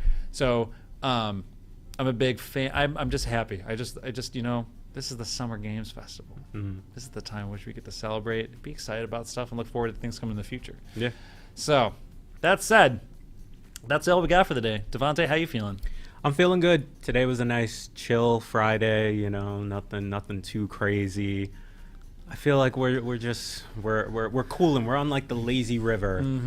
Just letting our lunch digest. Yeah, with a lemonade and with a lemonade. Yeah, before Sunday hits, and then it's just like, all right, we're getting on the big ride. Yeah, we're dropping. Yeah, Sundays when you take, I don't know what you do on vacation. What are you doing? What would be? You're on the lazy river. That's why I say your lunch has digested. Down now the you're water going for the big water. You side, go on the log. One that just the log drops you straight. Nope, no log or anything. It's just your body. You're crossing your arms and you're just going straight down. That's what we're gonna get for Xbox on Sunday, or at least what we're hoping to get. But Sunday's we still got some time. Today's Friday, tomorrow's Saturday. I'm gonna name every single day of the week. But I just want to let you folks know, GameSpot's doing coverage for all of Summer Game Fest. Devontae is going to be here. I'm going to be here. We're going to be joined by Lucy James and Tamor Hussein on Sunday to go over to have a pre-show, post-show for Xbox. But tomorrow, make sure to show up because Bright and early, 8 a.m. PT, we got the Guerrilla Collective. They're going to be showing some stuff off, and then right after that, we have the Wholesome Direct. We also have a bunch of exclusive coverage coming in, hands-on previews, interviews with all sorts of folk and things you're going to want to look cute. I don't want to spoil anything, but we're going to have some hands-on stuff you're going to want to see. We're going to have some interviews with some devs you're going to want to see, and that stuff's going to be popping up throughout the weekend. So subscribe to our YouTube channel, youtube.com/GameSpot, and we'll also be showing off some of that content tomorrow during the day as well. And then closing out tomorrow, we got Future Game Show. And Devontae and I will be back to slam it out. Get ready for the water slide on Sunday. It's been a huge pleasure. Another great day. Happy Friday, friends. Yes. I'm Kern Davina. That's Devontae Chisholm. Be cool. Go play some games. Stay folks. safe. Drink some water. Play games. Yeah, hydrate. It's See important. you tomorrow.